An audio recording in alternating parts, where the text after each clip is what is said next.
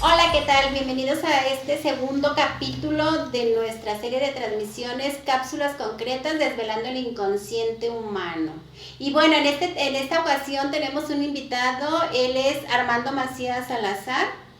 Él nos va a apoyar con un tema que de alguna manera no se toca tan fácilmente porque es muy común hablar acerca del bullying que sufren las mujeres, del acoso sexual que sufren las mujeres, de la violencia que sufrimos nosotros las mujeres, pero ¿quién se ha preocupado por hablar del bullying que sufren los hombres? Tiene un nombre, ¿verdad? Así es, bueno, el nombre oficial y viene de unas palabras en inglés que es body shame, que no sé cómo se pronuncian, pero que en términos traducidos al español tiene que ver con la vergüenza, la exposición de la vergüenza corporal. O que se lo hagan notar a uno, ¿no? Así es decir, al grano, ¿has sido víctima de bullying corporal? Sí, cómo no, sí, toda la ¿Cómo? vida. ¿Cómo fue y a qué edad? Fue de niño a los 7, 9, pues casi siempre por gordo, porque Por estaba gordo. obeso. Ajá. Sí, y pues así. En tu imagen, ¿cómo te afectó? ¿Qué tipo de comentarios te hacían? ¿Qué te retroalimentaban? Porque recordemos que en el capítulo anterior hablábamos de cómo el amor surge a partir del otro, de cómo me ve al otro, de cómo me retroalimenta el otro. Es como yo estoy ya construyendo mi propia experiencia de vida, lo cual va a sostener mi existencia y mi identidad el resto de lo que llamo yo vida. Entonces, a reserva de que ponga un stop, empiece a trabajar, a depurar todos esos venenos tóxicos que de alguna manera fui acumulando por historia de vida y que de alguna manera he identificado que me están afectando y empiezo a trabajarlos y es cuando hay una depuración.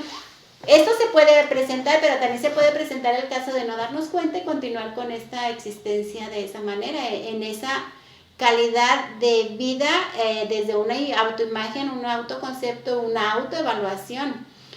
¿Cómo eran las retros que recibías y de quién principalmente? Pues en la primaria, Ajá. fue muy marcado para mí porque me decían panzón, me decían gordo, me decían mantecoso, me decían cerdo, me decían, pero no todos. Ok. Y por lo tanto yo no le daba la importancia que a final de cuentas sí tuvo, porque pues sí me dolía y todo, pero Te dolía, ahí iba a preguntarte, digo, necesitamos como generar, no un manual, pero sí un seguimiento metodológico de cómo es el proceso que se va generando.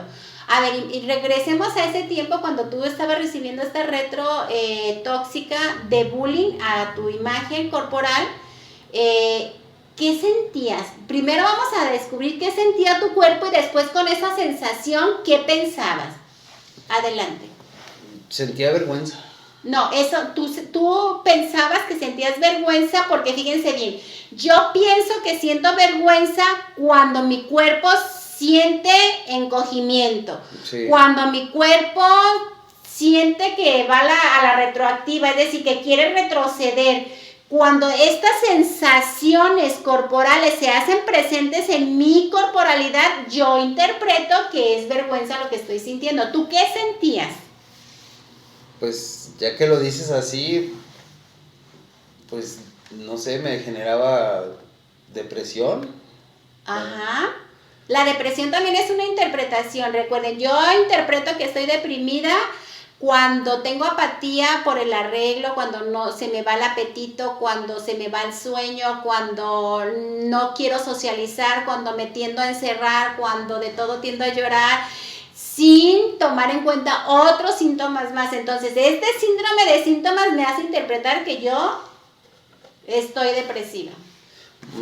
Bueno, Me gustaría, y aquí es donde de verdad me gustaría como que profundizar, porque al final todo el mundo nos dice, estás deprimido. ¿Y qué interpreto yo? ¿O qué tanto mi interpretación se está basado en un principio de realidad con lo que siente mi cuerpo? Porque a veces hay una desproporcionalidad entre lo que siento y lo que pienso. Me gustaría que me apoyaras, Armando, de verdad, a profundizar en este tema. No lo pienses, nada más descríbeme qué sentía el cuerpo.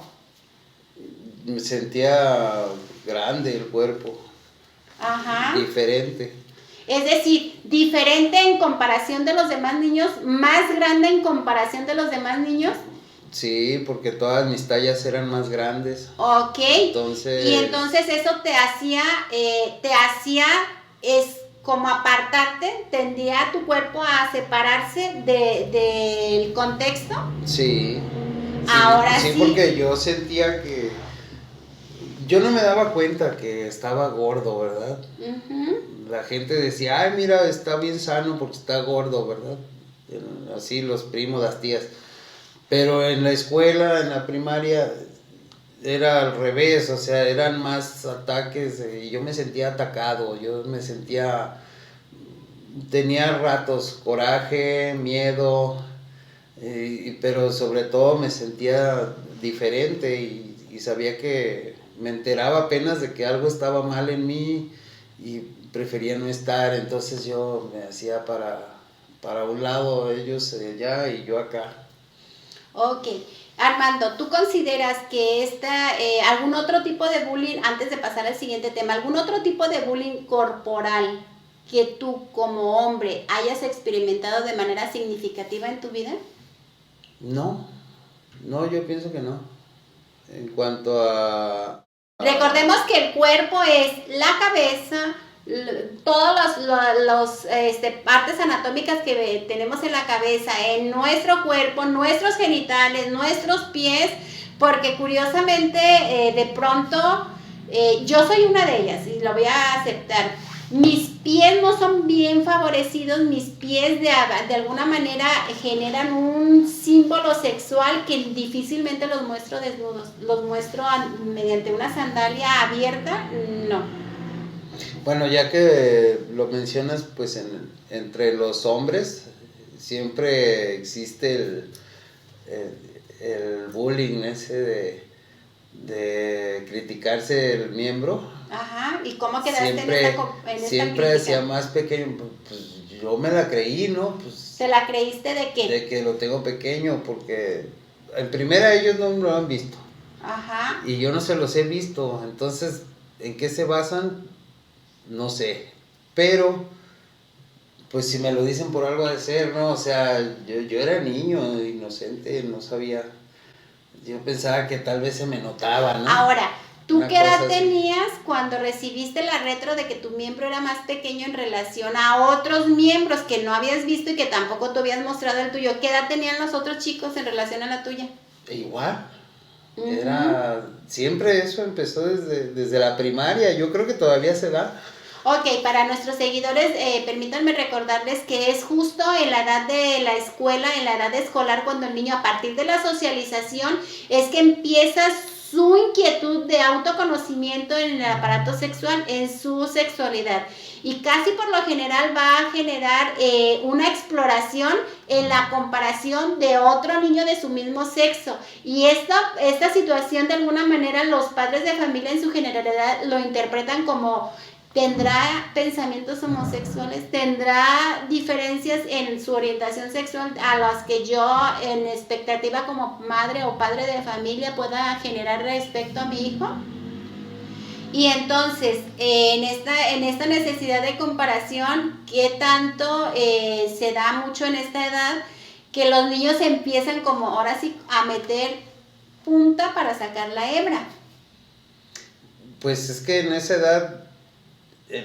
Mira, cuando yo fui a la primaria, que fue donde empezó, y no creas que desde primero o segundo año, no, ya quinto, una cosa así, cuando empieza el despertar, ¿no?, de la sexualidad, hay unos que van como que más avanzados y malamente se mencionan entre ellos, o hasta a mí me lo llegaron a decir, que me iban a hacer cosas sexuales, o sea, violarme. Pero es decir, a ver, voy a concluir, a ver si yo estoy interpretando adecuadamente. Es una agresión. Quiere decir que de alguna manera tú sentías en esta interacción del bullying hacia tu persona que eran niños más avanzados en la comprensión de la sexualidad propia de ese niño en ese momento, y que eso también te hacía sentir inferior a los chicos.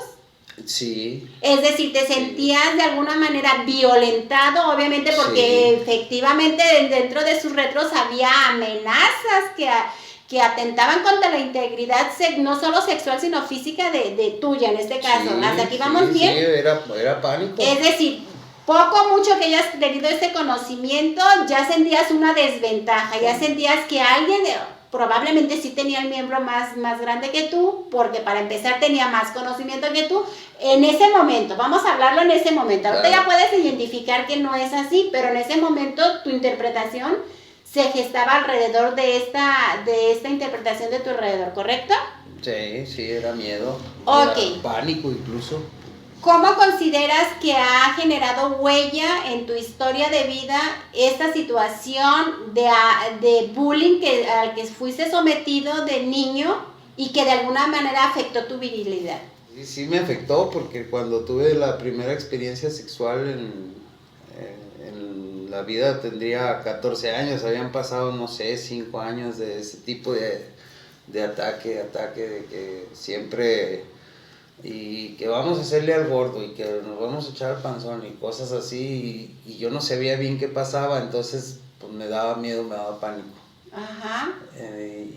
Y yo pienso desde ahí me vino porque cuando yo fui y tuve una experiencia con una novia, entonces yo no podía. ¿No podías qué? No conseguía la erección. Ok, Incluso ¿qué edad tenías me tú? daba miedo, tenía 14 años. Y el miedo que contactabas en ese momento, identificas hoy de adulto, ¿qué era el miedo que tenías en ese momento a la hora de tener este encuentro sexual con la chica y que había esta incapacidad de erección? Pues mira, más que era una mezcla de miedo y vergüenza. ¿Identificas miedo a qué? Te repito. El miedo, pues, a quedar mal, a que no era correcto. O sea, yo de niño nadie me habló de eso en casa. Ok. Entonces, lo que yo sabía era que es malo, era malo y era malo, pero sin embargo no sabía qué hacer. Ok. No sabía qué hacer. Fue muy difícil. El encuentro que relatas de esta primera contacto en la relación sexual, ¿era con chicas de tu edad? No, era una mujer de 9 años mayor que yo. Ok, lo vamos a dejar hasta aquí. Recordemos que son capítulos muy concretos pero profundos. Y bueno, vamos a concluir, si te parece. Lo vamos a ver desde un enfoque psicoanalítico.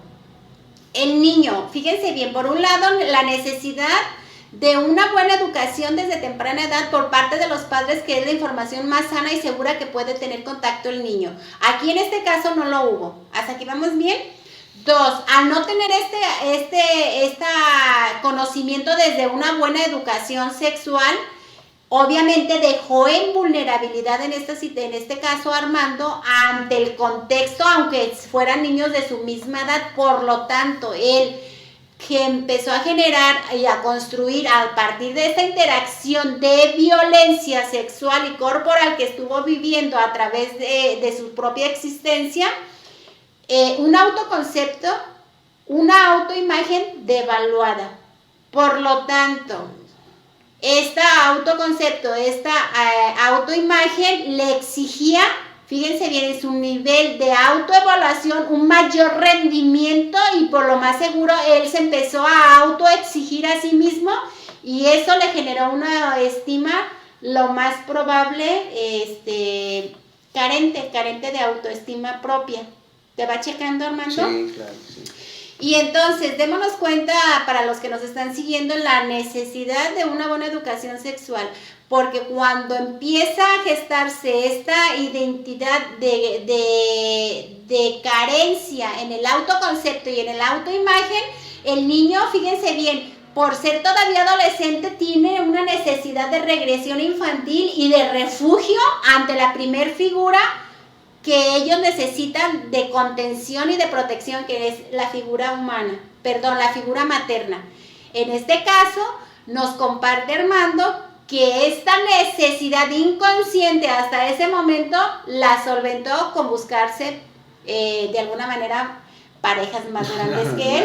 Una mamá. Lo dejamos hasta ahí. Entonces la necesidad, fíjense bien, y esto lo lleva a un ciclo todavía más violento, porque entonces yo, al tener una regresión infantil, llego ya no como adolescente, sino como niño a la relación, y el niño está totalmente asustado, totalmente amedrentado ante la adulta, en este caso la mujer, porque recordemos que el quien llegó no llegó ya como un adolescente, sino como un niño totalmente. ¿Te checa toda esta situación, Armando? Sí. Lo dejamos hasta aquí el día de hoy. Esto continuará.